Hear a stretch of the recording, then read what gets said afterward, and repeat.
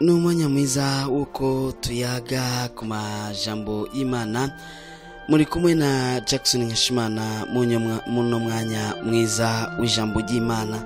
Ndizere ko abantu benshi rero muri ku maradiyo yanyu muriko murakurikirana kugira ngo mumve ijambo ry'uno munsi, ijambo Imana yashimye ko tuyaga, ijambo riza kuguha guhembuka, ijambo ushobora kugenderako.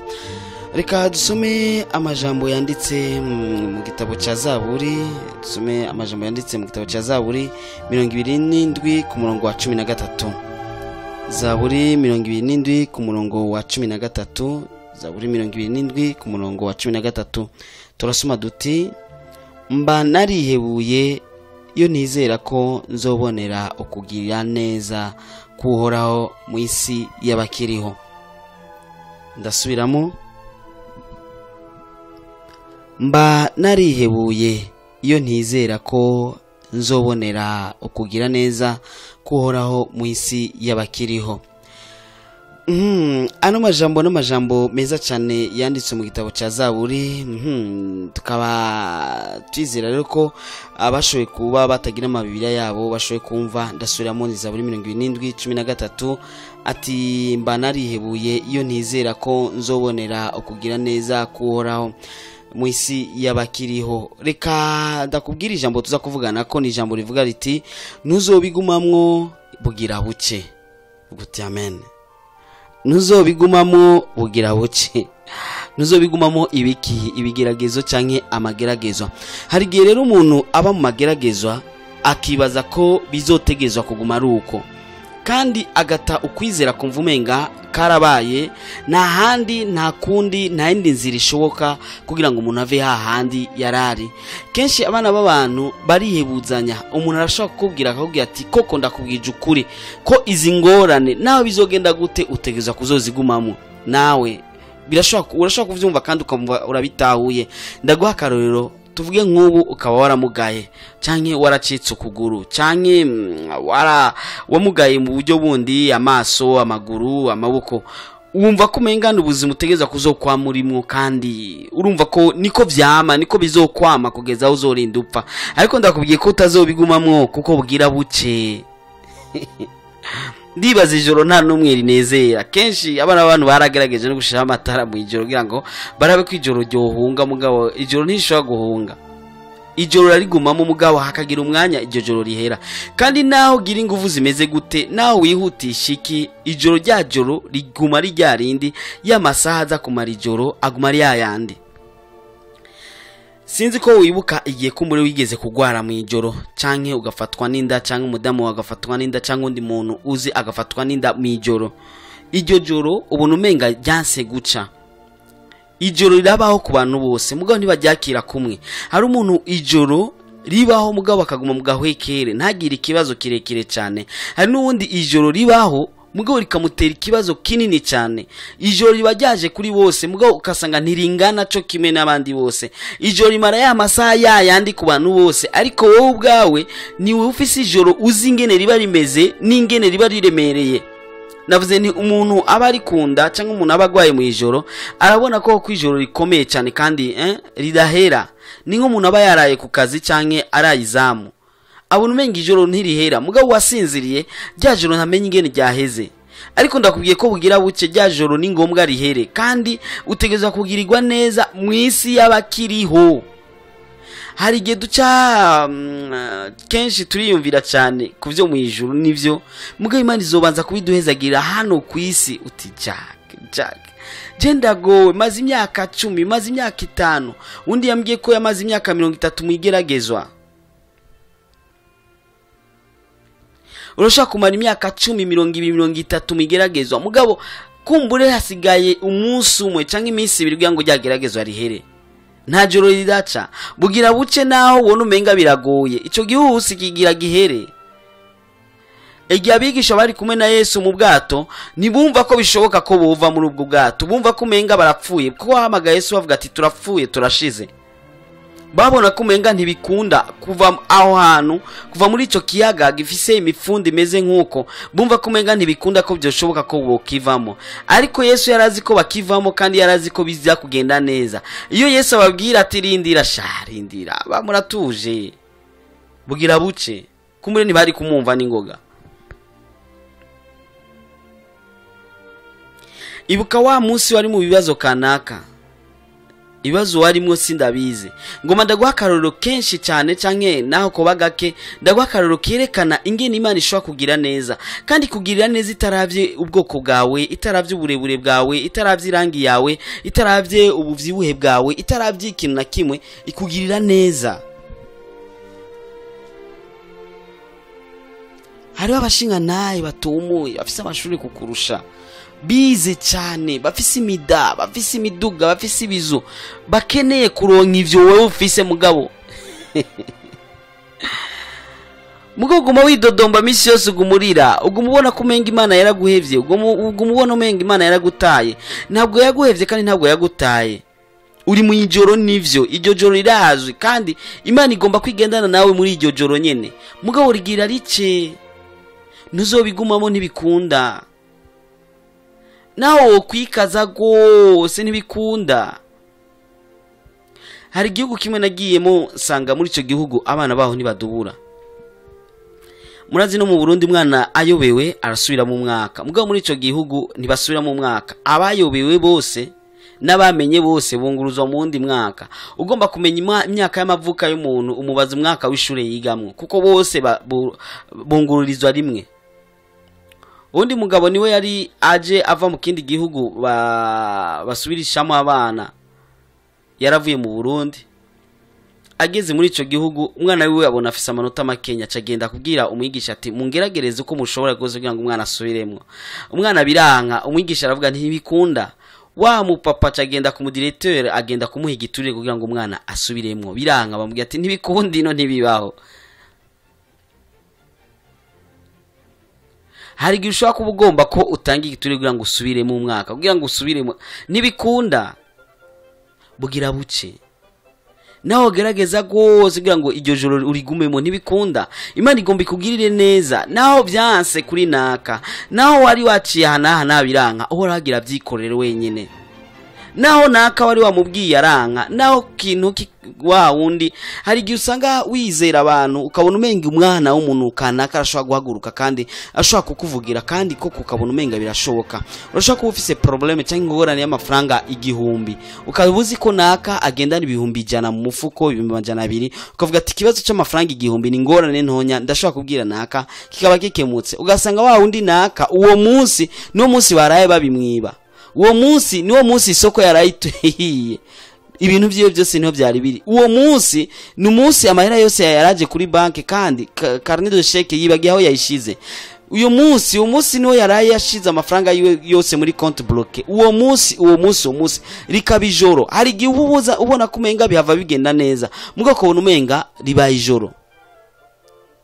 Hari igihe utegura ubuzima bwawe ukagira ama planning menshi cyane, ukavuga ati mu mwaka uza bizogenda ukunzo, bipanga ukunzo, bizogenda uku. Umwaka watangura ukibaza ko bihava bigenda nka kwa kundi wabitegura, umwaka ukazorinda uhera ukiri kwa kundi nyene, ukibaza ati mbega manager nagize iki. Hari igihe ubura umuntu umwe mu mwaka, undi mwaka ukabura undi muntu, undi mwaka ukabura undi muntu. Hari n'igihe umuntu yambwiye ati yabuze abantu 4 mu kwezi kumwe. Ndazi umupapa yabuze abana ku munsi umwe, abana 2. Undi muri no misi yariko arashingira intavuga ati twavutse turi 5, 3 babishe turi kumwe. Nawe ati baca barasaba ndi 2 basigaye barakomereka gose. Hari igihe uba mu ijoro rikomeye cyane ku buryo wibaza ati icyoma nkapfa, icyoma nkavaho, icyoma simbe nkiriho. Ariko bugira buke ntuzobigumamo. Utija wivugira witwengera nkuko mengana ibisanzwe no kutazi ivyo mbayemwo. Hari n'igihe usanga nigeze kuba mu bintu kumbure bigoye kurusha ivyo uri kurabamwo.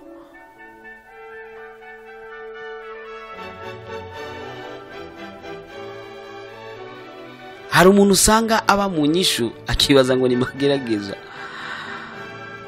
Undi mpapa niwe yaragendewe n'umundi mupapa n'umudamu, mwaravyumvise muri kaga kino kafaraja, agendewe n'umudamu n'umupapa batavyara, maze uwo wundi mupapa yaravyara, yarafise abana bamukugorana muri salo, acatangura kugira babandi ati mwe murahiriwe shamwe mutagira abana. Iyumvire nawe, umuntu atagira umwana amaze imyaka 5, 10, 15, 20 akeneye umwana, ukamubwira ati urahiriwe wowe utagira umwana, akeneye na wa wundi basiyo muririrako. Icyo bamwe baririra nico abandi barirana. Nibizokwama bimeze uko nibikunda. Nibizokwama bimeze uko, ubwo bukene urimo ntibuzokwama bumeze uko, uvyibuke kandi ubimenye. Nimba warizeye Yesu Kristo nk'umwami n'umukiza wawe, ategerezwa kukwishura byanke bikunde. None si ijambo dusomye siri Zaburi 27:13 ati mba narihebuye iyo nizera ko nzobonera ukugira neza kuhoraho mu isi y'abakiriho. Ukugira neza utegeza kuzokubona abantu bose bakibona, na wa wundi naka kiriho, na wa muhungu wawe akiriho sha, na wa mama wawe akiriho, na wa ntuzenya akiriho, uzovyibonera wenyene n'amaso yawe. We nturiyo kugihamana, oya, uriyo kubw'umugambi w'Imana.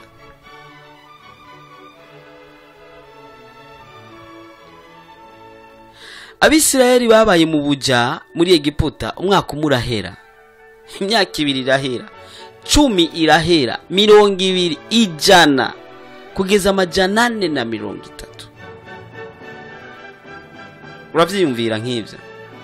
Umuzukuru n'umuzukuruza bose bakazokura bakorera mu buja. Sinzi kahise ko Burundi kugeza uno munsi ko kamaze imyaka ingahe.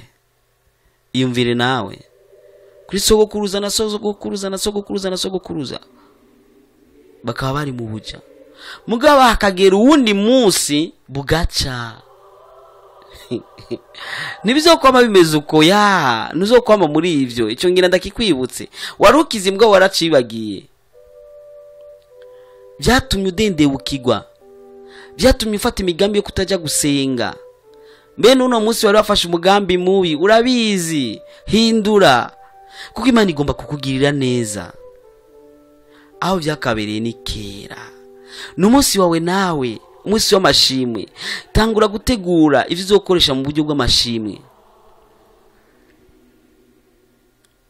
Wari wakoreye Imana n'ivyo, wari waritanze ku vy'Imana n'ivyo, wari warakoze vyinshi vyiza, wari warakoze kwa kundi, ariko hari hageze ko aho wumva umenga uricujije icyatumye ukorera Imana. Ndabesha uti Jack ntobesha.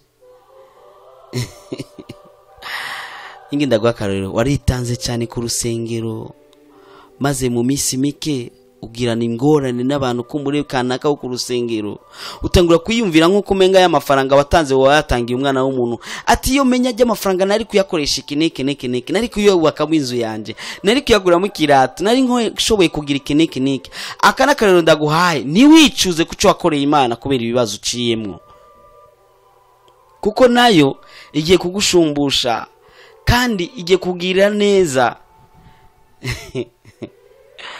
Agiye uca mu mageragezo ukibaza ati nje rero ni deuxième partie ya Yobu. Ati ivyo byose Yobu ategeza kuba atahejeje ubuzima bwiwe, nije ngiye kuburangiriza. Ara mageragezo n'amageragezo, mugabo nubwo bimeze uko buraca tu, naho vyogenda gute buraca tu, kandi uko kimwe kigenda kivamo, shima Imana. Shima Imana, kuko ubonye igeragezo cumenya ati iri ryarengane, kumburi hasiga amageragezo 2 cyangwa 3 kugira ngo nshikigwe nanje Imana ize kunyibuka. Ndakubaze, Yesu azoduhanagura amosozi, mbega azoduhanagura amosozi tutarize? Yesu ivuga toya, azoguhanagura amosozi warize bien. Ni ngombwa turire, kandi amageragezo yose tuyacamo Yesu abibona. hanige wisonzesha cyane iminsi 2 3 5 ukisonzesha tro ukibaza ati ubuhoho ninge nisonzesheje 40 jours aha rero no kuri Imana iraza kuvyishura ukazubona Imana irikawushije ukazubona uwundi nawe ntanasenga wanashaka kwa Mungu usanga ariko aramesura kwa Mungu usanga ariko akina umupira kwa Mungu usanga ariko ariruka agira sport kwa Mungu ari mu bintu kanaka ntaje no gusenga umubwiye byo gusenga guyatira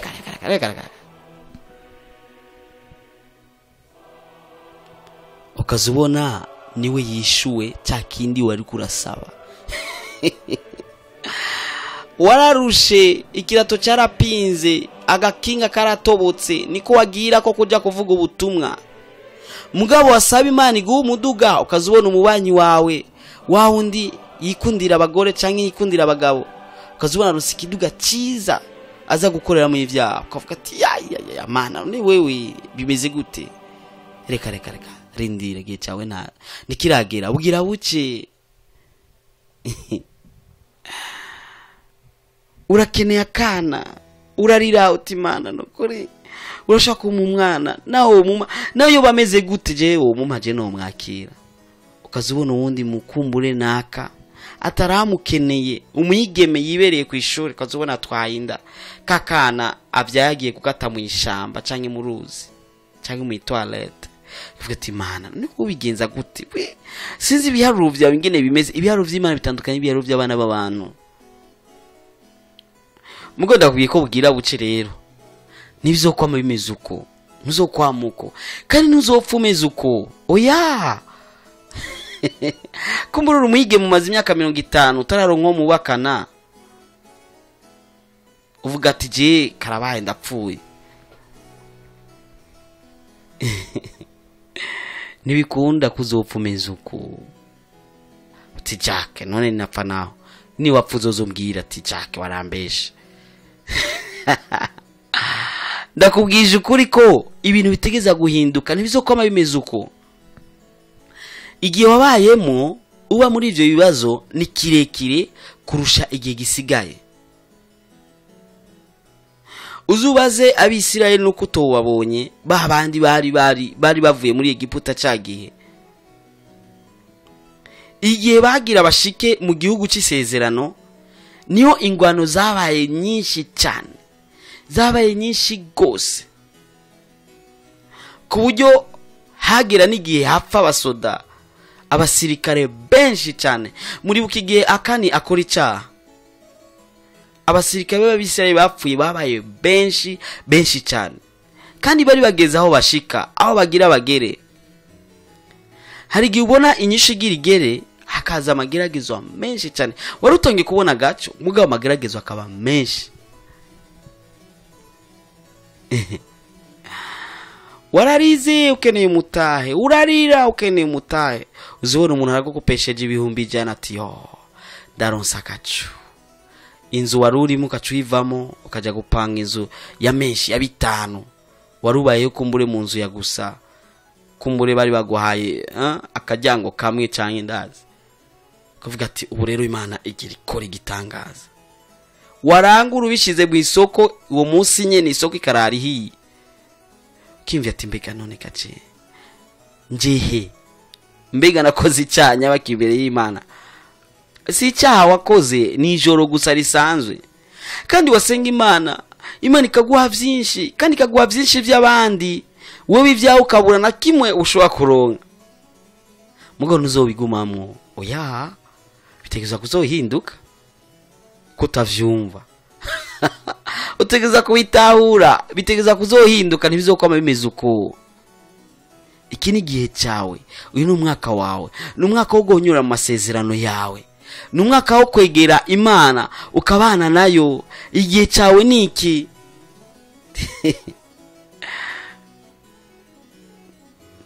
warababaye cyane nivyo abantu barakubwiye amajambo menshi mabi nivyo hari igihe umuntu akubwira ijambo rikomeye cyane rikubabaza ribabaza umutima wawe ukimvira ingene uwo mwishura bikangu gatwenga abantu bakibaza ko ataco wumvise kumbe cyababaje umutima wawe bivanye n'amageragezwa urimo waramugaye kuzomba bakubwira ati nta bimuga dukeneye ngaha mviraho.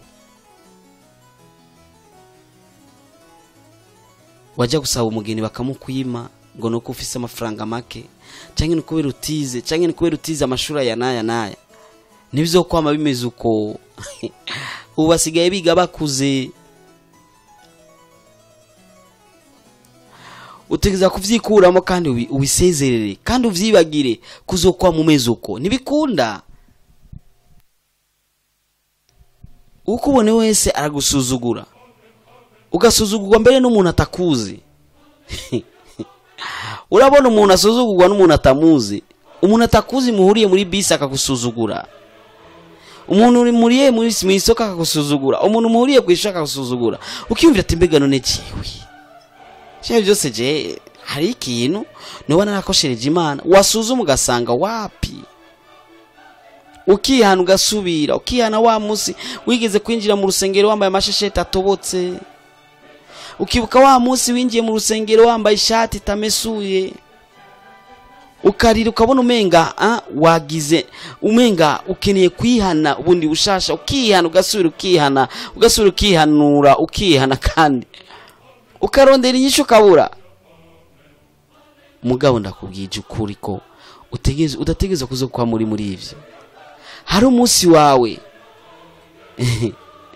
iyo urushe, iyo uremerewe ukumva biranse, bibwire Yesu, nawe arafise ikintu gishasha aza kukubwira.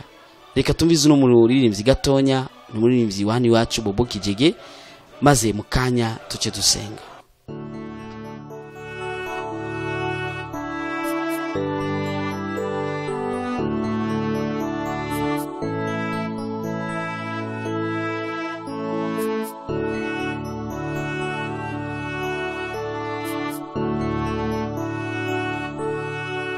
Hallelujah. Uko biri kose nushima Imana, kuko atakiba ku mugororotsi Imana itakiza. Iyo urushe, iyo uremerewe, bibwire Yesu, bibwire Yesu. Iyo ukumbuye bimwe vya kera, bibwire Yesu nyene. Bibwire Yesu, bibwire Yesu, niwe mukunzi wawe.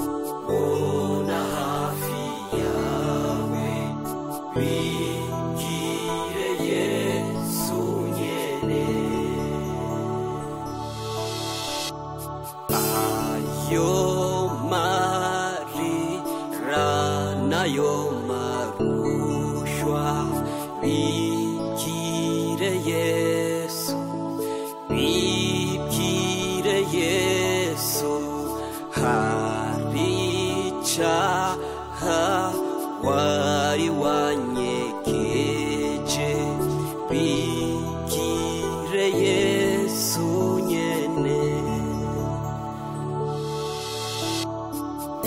Bibwire Yesu, bibwire Yesu, niwe mukunzi wawe. Nta wundi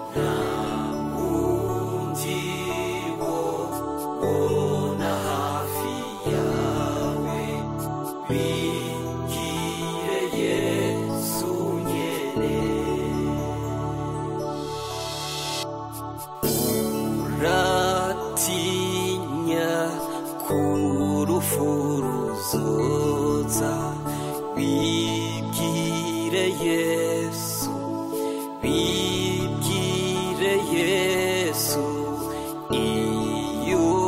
iyumviri ngene Yesu azoza bibwire Yesu nyene bibwire Yesu bibwire Yesu niwe mukunzi wawe nta wundi wobona hafi yawe bibwire Yesu nyene bibwire Yesu bibwire Yesu niwe mukunzi wawe nta wundi wobona hafi yawe bibwire Yesu nyene